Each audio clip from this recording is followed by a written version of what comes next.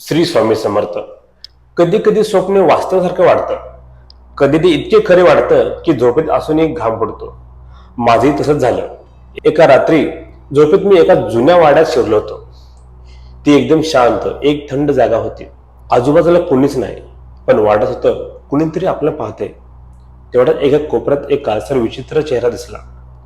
डोळे एकटक माझ्याकडे, अगदी काळजात शिरावत असे. माझे पाय हलत नव्हते, आवाज फुटत नव्हता. तो चेहरा माझ्याजवळ यायला लागला.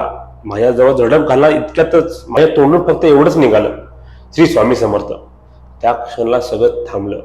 ती सावली विरून गेली आणि त्या अंधाराच्या वाड्यातून मागून तेजस्वी प्रकाश झळकला.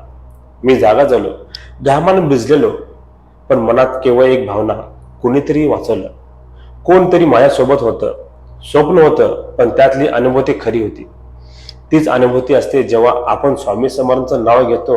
ते कुठेही असतील, स्वप्नात, वास्तवात, अंधारात, फक्त एकदा मनापासून हाक मारा. ते येतात. ते सावलीला दूर करतात. ते भीतीलाही संपवतात. श्री स्वामी समर्थ हे नाव जगण्याची एक दिव्य ढाल आहे. स्वामी भक्तांनो, तुम्हाला हा व्हिडिओ कसा वाटला? असे तुम्हाला अनुभव आला असेल नक्कीच, कारण स्वामी आपल्या कायम पाठीशी असतात. जर असे अनुभव आले असेल कमेंटमध्ये नक्की सांगा. स्वामी भक्तांनो, जर यूट्यूब चॅनल सबस्क्राईब केला नसेल तर सबस्क्राईब करा आणि आमच्या इंस्टा पेजलाही फॉलो करायला विसरू नका.